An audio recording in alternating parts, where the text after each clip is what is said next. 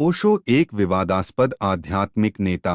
ओशो, जिनका मूल नाम रजनीश था, जन्म चंद्र मोहन जैन 11 दिसंबर 1931 को कुचवाड़ा, मध्य प्रदेश में एक प्रमुख भारतीय दार्शनिक और रजनीश आंदोलन के नेता थे। भगवान श्री रजनीश, ओशो रजनीश या केवल ओशो के नाम से जाने जाने वाले, वह धार्मिक रूढ़िवादिता और पारंपरिक सामाजिक मानदंडों की कठोर आलोचना के कारण एक विवादास्पद व्यक्ति थे। रजनीश तेरापंथी जैन परिवार के 11 बच्चों में सबसे बड़े थे। मुख्य रूप से उनकी दादी ने उनका पालन पोषण किया। उन्होंने महत्वपूर्ण स्वतंत्रता का आनंद लिया, जिसका श्रेय उन्होंने अपने विकास को दिया। छोटी उम्र से ही उन्होंने विद्रोही स्वभाव का प्रदर्शन किया और अक्सर स्थापित परंपराओं पर सवाल उठाते रहे। उन्होंने सरकारी मॉडल हायर सेकेंडरी स्कूल में अपनी शिक्षा पूरी की और बाद में कॉलेज में दाखिला लिया, जहां उन्होंने खुद को एक स्पष्ट वक्ता और आस्तिक मान्यताओं पर संदेह करने वाले व्यक्ति के रूप में प्रतिष्ठित किया।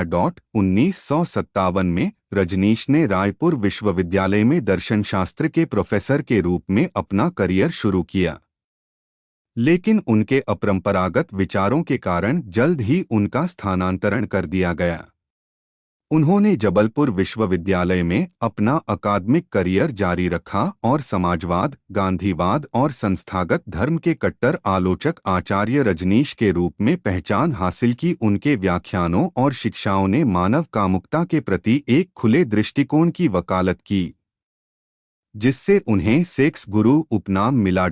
1970 में रजनीश मुंबई चले गए, जहां उन्होंने अपने अनुयायियों को नवसन्यास की दीक्षा दी और अंतर्राष्ट्रीय ध्यान आकर्षित करना शुरू किया। 1974 तक उन्होंने पुणे में एक आश्रम की स्थापना की, जो बाद में ओशो इंटरनेशनल मेडिटेशन रिजॉर्ट बन गया, जिसमें कई पश्चिमी अनुयायी शामिल हुए। उनकी शिक्षाओं ने विभिन्न रहस्यवादियों, दार्शनिकों और धार्मिक विचारकों की अंतर्दृष्टि को मिलाकर आध्यात्मिकता पर एक नया दृष्टिकोण पेश किया। भारत में रजनीश का कार्यकाल जनता पार्टी सरकार के साथ विवादों से भरा रहा, जिसके कारण 1981 में उन्हें संयुक्त राज्य अमेरिका में स्थानांतरित कर दिया गया। वहां उन्होंने वास्को काउंटी, ओरेगॉन में रजनीशपुरम की स्थापना की। कम्यून को कानूनी लड़ाई और विवाद का सामना करना पड़ा, जिसकी परिणति 1985 में बड़े पैमाने पर भोजन विषाक्तता की घटना के रूप में हुई। बाद में रजनीश को संयुक्त राज्य अमेरिका से निर्वासित कर दिया गया और कई अन्य देशों ने प्रवेश से इनकार कर दिया।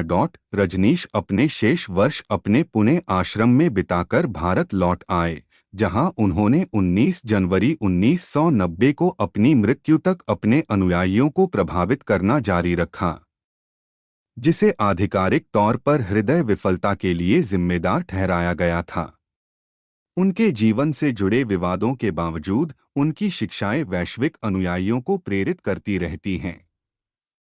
उनके मकबरे पर शिलालेख में लिखा है, कभी जन्म नहीं हुआ, कभी मृत्यु नहीं हुई, केवल 11 दिसंबर 1931, 19 जनवरी 1990 के बीच इस ग्रह पृथ्वी पर आए।